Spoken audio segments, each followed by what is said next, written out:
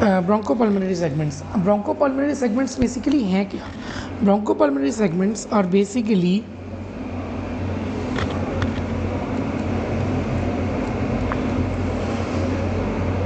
Anatomical, functional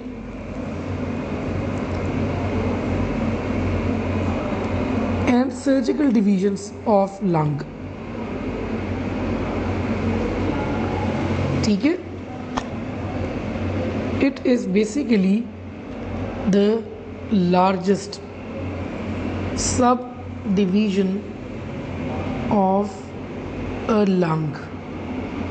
ठीक है, अब बेसिकली होगा क्या कि ये डिस्क्रीट एनाटॉमिकल और फंक्शनल सेगमेंट होता है जो पूरे का पूरा अलग फंक्शन कर रहा होता है। ठीक है, और इम्पॉर्टेंट ये है कि जो आपके टर्मिनल ब्रोंकियोल्स हैं, ठीक है, एक टर्मिनल ब्रोंकियोल एक ब्रोंकोपल्मोनरी सेगमेंट को बेसिकली कर रहा होता है सप्लाई।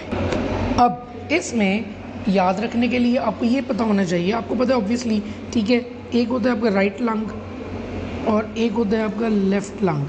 ठीक है, अब राइट लंग जो है, ठीक है, उसमें 3 फिशर्स होते हैं,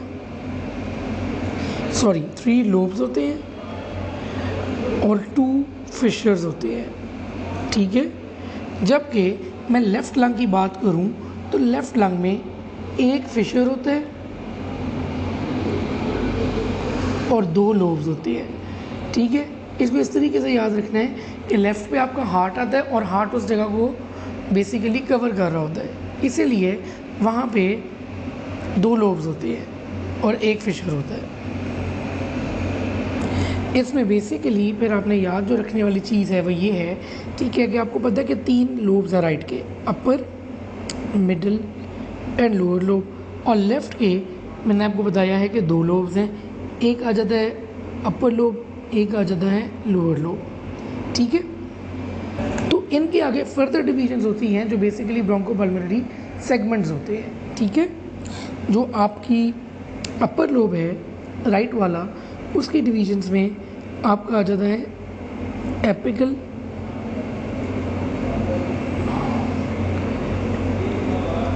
एंटीरियर एंड पोस्टीरियर।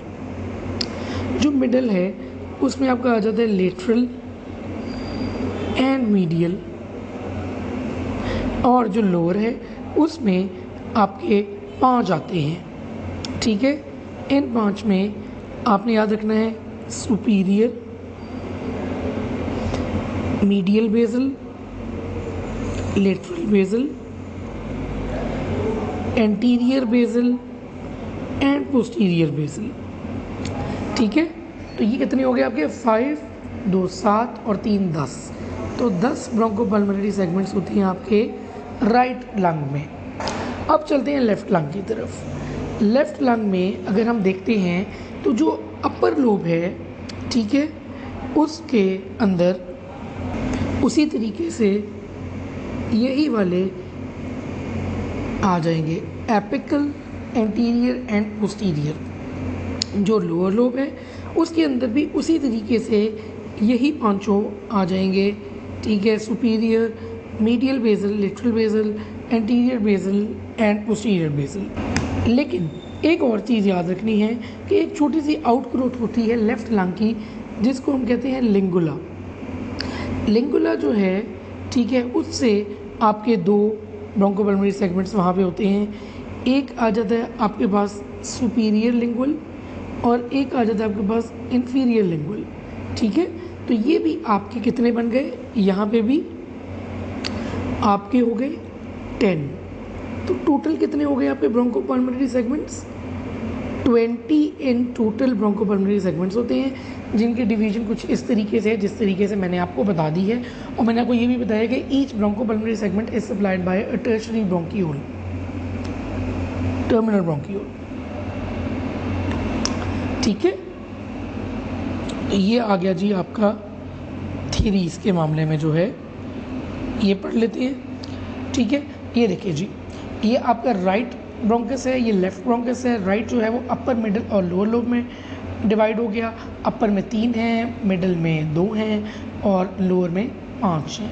ठीक है, तो ये 10 बन जाएंगे इस तरफ और लेफ्ट मेन ब्रोंकस जो है वो अपर लोब और लोअर लोब में चला गया, सबलिंगुला में 2 हो गए। ठीक है, तो ये टोटल 10 आपके ब्रोंकोपल्मोनरी सेगमेंट्स हो गए। 2 bronchopulmonary segments in the right middle lobe. ठीक है, each bronchopulmonary segment is supplied by tertiary bronchus.